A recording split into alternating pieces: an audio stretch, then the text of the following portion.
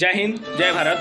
আমাদের যে একটা অঙ্গদান শিবির করাবো বলেছিলাম, সেই অঙ্গদান শিবিরটা হবে আমাদের ইছারিয়া পাঁচালের মধ্যে হচ্ছে না, ওটা হবে পূর্ব বর্ধমানের নবাবহাটের মধ্যে হবে।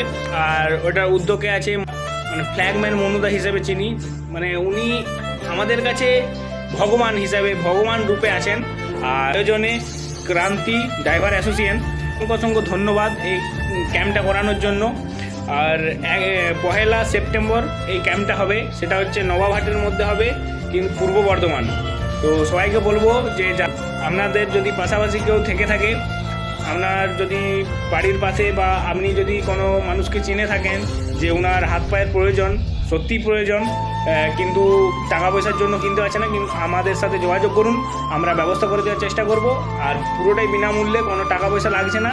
এসো ভাই কণ্ঠ তোলো আজ ক্রান্তি ড্রাইভার অ্যাসোসিয়েশন গাইছে সুরে সাজ। এই সংগঠন তোমার, এই সংগঠন